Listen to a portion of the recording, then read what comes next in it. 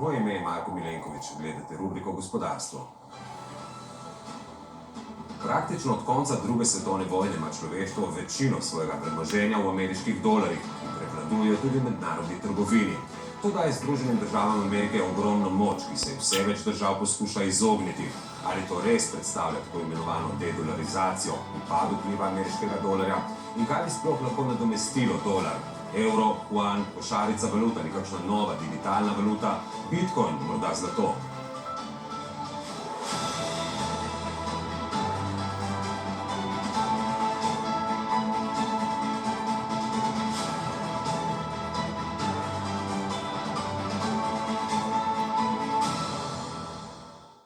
Skozi večino zgodovine je bilo glavno merilo bogatstva, vrednosti zlato. Več kot je neka država imela zlata, več je bila vredna njena valuta. In največ vredna valuta je bil dolgo britanski funt, saj je ta mali otok obvladoval kar četrtino planeta. Po drugi svetovni vojni je vodilno vlogo prevzel ameriški dolar. Zdaj pa ne bi bili priča zmanjševanju njegovega vpliva, tako imenovani dedolarizaciji.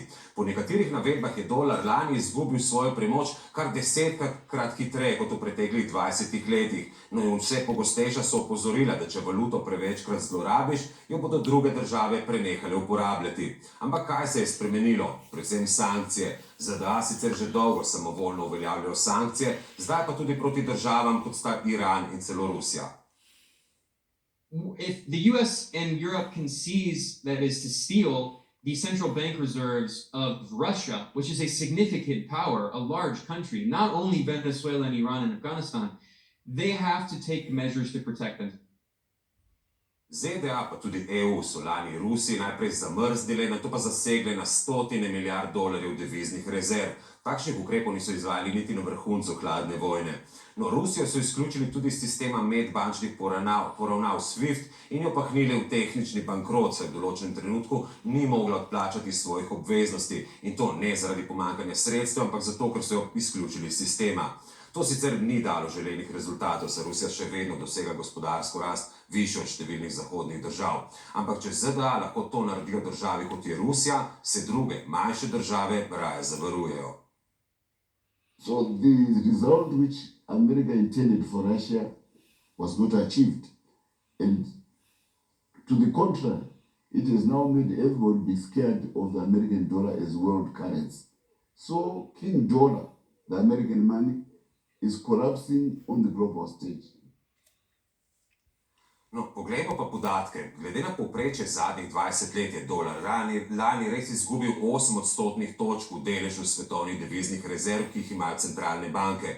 Ampak še vedno je skoraj 60 odstotkov deviznih rezerv v dolarjih. Z dobrimi 20 odstotki svetovnih rezerv je naš evro na drugem mestu. To je še vedno zgolj tretjina moči ameriškega dolarja. Preostale velike valute, kot so japonski jen, britanski funt ali kitajski juan, pa predstavljajo le nekaj odstotkov svetovnih rezerv. Čeprav ZDA predstavljajo le še dobro desetino svetovne trgovine in slabo četrtino svetovnega BDP, njihov dolar predstavlja skoraj 60 odstotkov deviznih rezerv in kar 88 odstotkov deviznih transakcij. Deloma, ker države ali podjetja kupuje dolarje, da jih imajo za rezervo ali za trgovanje, pogosto pa med valutami ni neposredne menjave in je eno valuto v drugo mogoče zamenjati samo preko ameriških dolarjev. Še vedno pa kar polovica svetovne trgovine poteka v dolarjih. Do nedavnega recimo nafte na svetovnih trgih praktično ni bilo mogoče kupiti v drugih valutah. Dolar pa dominira tudi svetovno zadolževanje. Približno polovica svetovnega dolga in čezmejnih bančnih posojil je denominirana v dolarjih. In to tudi, ko nobena stranka ni iz Amerike. Vse več držav, še posebej iz skupine BRICS, zato aktivno raziskuje alternative.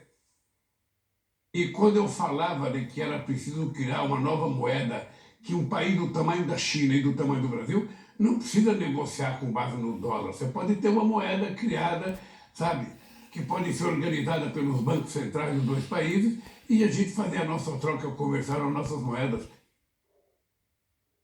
Tu seveda ne gre zgolj za strah pred sankcijami, ampak za odvisnost od notranjih razmer ZDA. Inflacija, nato pa rekordni dvigi obrestnih mer so marsikomu močno podražili poslovanje, predvsem pa servisiranje dolga. Ampak če so neposredne finančne koristi za ZDA tako rekoč zanemarljive, kot ocenjuje Nobelov nagrajenec Paul Krugman, pa imajo ZDA res ogromno moč, s katero lahko kogarkoli pravzaprav prisilijo k igranju po njihovih pravilih oziroma željah.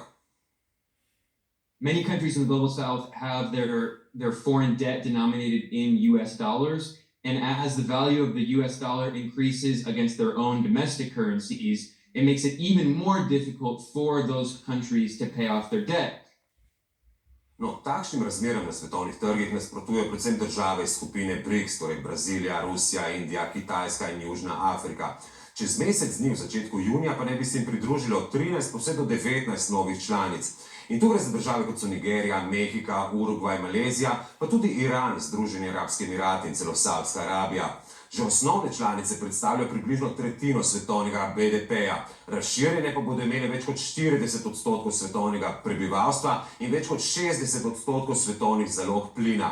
Letos naj bi kar 70, celo do 80% svetovne gospodarske rasti prihajalo iz Azije, torej iz držav BRICS-a, in te so že leta 2020 prehitele skupino najbolj razvitih, bogatih držav na svetu, G7, to po deležu svetovnega BDP-ja, merjenega v standardih kupne moči. In ob tem države BRICS-a čutijo, da si zaslužijo večjo veljavnost v svetu in najverjetneje si jo res. Zdaj, ali smo res priča pomembnim spremembam in kaj lahko pričakujemo, pa nam bo pojasnil Max Tajnikar, profesor na Ekonomski fakulteti v Ljubljani. Profesor Tajnikar, dobrodošli. Kako vi gledate na popolno dominacijo ene valute, dolarja? Po drugi svetovni vojni, ko so ZDA predstavljali okoli polovico svetovnega BDP-ja, je bilo to sicer razumljivo, ampak danes so povsem drugačne razmere. No, zavedati se morate, da je dolar pravzaprav najpomembnejši izvozni produkt Združenih držav Amerike. Zato, ker mi potrebujemo že tako rekoč od prve svetovne vojne dalje dolar za transakcije, mednarodne transakcije in tudi transakcije znotraj številnih držav. In seveda dolar je tudi pomembna valuta pri tako zvanih denarnih rezervah. Tako da popolnoma razumljivo je, in jaz se strinjam s tem, da ni mogoče pričakovati, da bi zelo v kratkem času seveda dolar to dominantno funkcijo izgubil. Ja, ampak številne države, predvsem tako imenovane države, nerazvite države v skupini BRICS, iščejo oziroma že kar napovedujejo uvedbo nove valute, ki bi temeljila na košarici njihovih valut in bi se uporabljala vsaj za menjave znotraj skupine. Bi to, predvsem ob upoštevanju napovedane širitve skupine, bi ta valuta lahko prevzela določeno vlogo v svetu? No, jaz sem prepričan, da je vojna v Ukrajini in še predtem pandemija v resnici na nek način tudi naredila nemir na tem svetovnem trgu in v določeni meri prizadela funkcijo dolarja. Namreč zavedati se moramo, da imamo neke vrste prestrukturiranje sveta po gospodarski moči. Danes Evropa je stagnira, Amerika pravzaprav tudi nima kakšne posebne gospodarske rasti, zlasti pa nima tehnoloških prebojev. Na drugi strani pa imate seveda kitajsko gospodarstvo, ki gre v Afriko, ki gre v Rusijo, ki gre seveda na azijske trge. In razumljivo je, da ta prodor teh držav, zlasti Kitajske, v resnici zahteva tudi na nek način samostojno denarno politiko. Problem pa je seveda, da recimo rast kitajskega gospodarstva je še vedno odvisna od tega, kakšen je dostop do dolarjev, ker konec koncev notranji trgi, recimo na Kitajskem, so prešibki, da bi zagotovili dolgoročno rast. Kitajska danes potrebuje recimo te velike trge, kot so evropski in zlasti ameriški, tam seveda je pa gospodar dolar. Tako da neka ideja, da bo danes kar juan prevladal, recimo dolar, je seveda popolnoma irelevantna in nerealna. Se pa moramo zavedati seveda, da skušajo vse države, kot sem prej dejal, na nek način zaščititi pred tem vplivom, in to je, da vse znotraj sebe spostavljajo neke rezervne valute. Pa to še ne pomeni, da bo jutri juan postal nadomestek za dolar. Najlepša hvala za ta pojasnila. Ideje in energije za spremembe ne manjka, a te so praviloma izjemno počasne. No, to je bilo vse za danes in nasvidenje prihodnji petek.